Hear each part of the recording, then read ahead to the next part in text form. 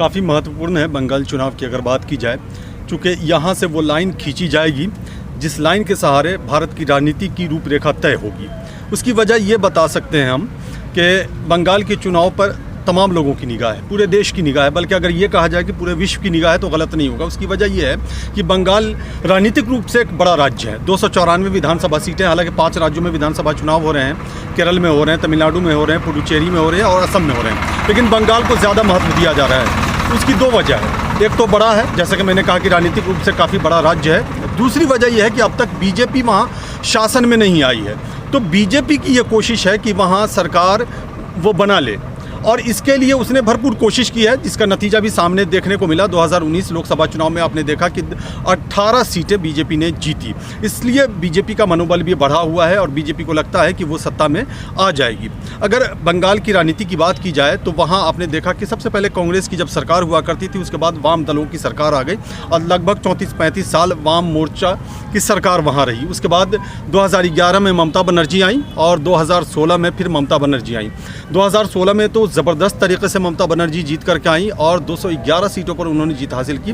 हालांकि उस वक्त 2016 की अगर बात की जाए तो बीजेपी के खाते में सिर्फ 3 सीटें गई थी, लेकिन बीजेपी ने वहाँ से जो कोशिश की, वहाँ से जो मेहनत की, ये भले आप चाहे जितनी भी आलोचना कर लें बीजेपी की, लेकिन एक बड़ी खूबी बीजेपी के अंदर ये है कि बीजेपी के जो छोटे से छोटे कार्यकर्ता हैं, ये बड़े बड़े से बड़े नेता हैं, वो शुरू से लग जाते हैं और 2016 से ही रूपरेखा तैयार की जाने लगी, कोशिश शुरू की जाने लगी 2021 के विधानसभा चुनाव के लिए, और इसमें 2019 का जो लोकसभा चुनाव था वो भी इसमें शामिल किया जा सकता है, जिसके नतीजे सामने आए।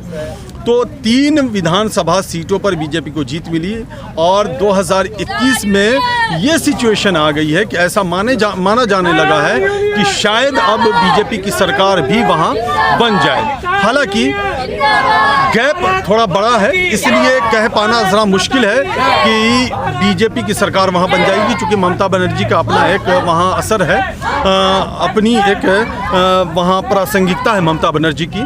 लेकिन जो हालात हैं अभी पश्चिम बंगाल के, उससे ऐसा लगता है कि बीजेपी मुकाबले में है। हालांकि बीजेपी जीत करके सत्ता में आ जाए, ये कह पाना काफ़ी मुश्किल है। नहीं, ये आप कह रहे हैं कि ये कह पाना काफ़ी मुश्किल है, लेकिन बीजेपी के लोग तो दावा कर रहे हैं कि हम लोग 200 प्लस जा रहे हैं।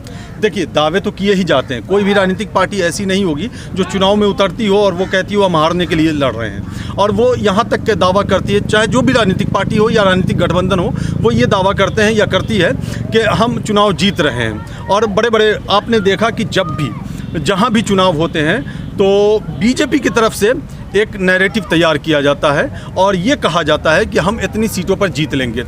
और 1-2 एग्जाम्पल मैं देना चाहूँगा। जैसे हरियाणा में चुनाव हुए तो अब की बार 60 पार 70 पार होने लगा, लेकिन नतीजे क्या है, 40 पे बीजेपी अटक गई वहाँ।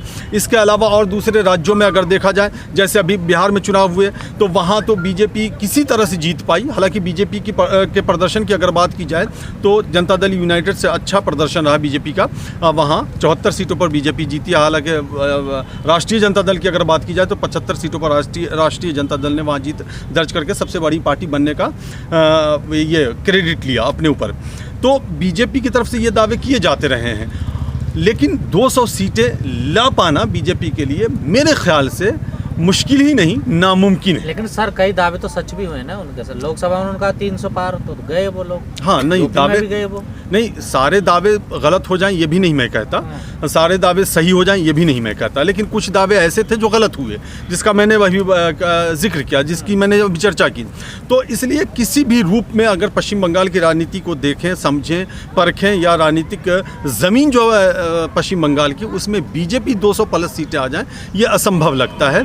और मेरा तो ये मानना है जो राजनीति है पश्चिम बंगाल की, उसके मुताबिक ममता बनर्जी की सरकार वहाँ बन सकती है, और मैं ऐसे नहीं कहता हूँ, उसकी वजह भी है। अब आप देख लें, बीजेपी का दावा है, जैसा कि आपने सवाल भी किया, कि 200 सीटें बीजेपी ले लेंगी, लेकिन पश्चिम बंगाल में लगभग 30% मुस्लिम वोटर्स हैं। और पहले ये कहा जाता था कि जो मुस्लिम वोटर्स मतलब जिस पार्टी की तरफ चला जाए या जिस गठबंधन की तरफ चला जाए उसकी सरकार बन जाएगी। तो मुस्लिम वोटर्स का झुकाव 2011 में भी 2016 में भी ममता बनर्जी की तरफ रहा। उससे पहले लेफ्ट की तरफ था मुस्लिम वोटर्स का, उससे पहले कांग्रेस की तरफ था। बीजेपी की तरफ भी 8 से 10% रहा है, इससे इनकार नहीं किया जा सकता, और इस बार भी है। लेकिन जो मैसिव वोटर्स हैं, बड़ी तादाद जो है वो ममता बनर्जी की तरफ है। तो एक वो है, एक बड़ा फैक्टर माना जा सकता है उसे। दूसरा, ममता बनर्जी, एक चीज़ देख लीजिए आप, इस पे चर्चा नहीं हो रही है कहीं भी, किसी भी मीडिया प्लेटफॉर्म पे इस पे चर्चा नहीं हो रही है कि जो महिलाएं हैं, चाहे वो खामोश रहें या वो बोलें, वो ममता बनर्जी के साथ हैं। और ये लगभग स्पष्ट हो चुका है और ये जग जाहिर हो चुका है कि ममता बनर्जी के पाले में महिलाओं का वोट ज़्यादातर जाता दिखाई दे रहा है। तो ये एक बड़ा फैक्टर बन सकता है ममता बनर्जी की लेकिन जीत सर में। जो एक गठबंधन बना उसका भी कहीं जगह है इस चुनाव में? नहीं सर। कौन सा गठबंधन? जो यूपीए का कांग्रेस का गठबंधन है। अच्छा, वो जो गठबंधन बना है जिसमें कांग्रेस, वाम मोर्चा और फुरफुरा शरीफ, जो ये है अब्बास सिद्दीकी, फुरफुरा शरीफ के जो पीरजादा अब्बास सिद्दीकी, देखिए वो फिलहाल तो अभी ऐसा नहीं लग रहा है कि वो चुनाव में है, लेकिन वो खामोशी के साथ अपना काम कर रहे हैं। भीड़ तो आ रही है उनके हाँ, लिए। मैं वहीं आ रहा हूँ। खामोशी के साथ वो अपना काम कर रहे हैं। आपने देखा होगा कि जब कोलकाता में एक सभा का आयोजन हुआ था इसी मोर्चे की तरफ से, तो इतनी ज़्यादा भीड़ आई कि शायद उन्हें भी इस बात का अंदाज़ा नहीं था कि इतनी ज़्यादा भीड़ आ जाएगी।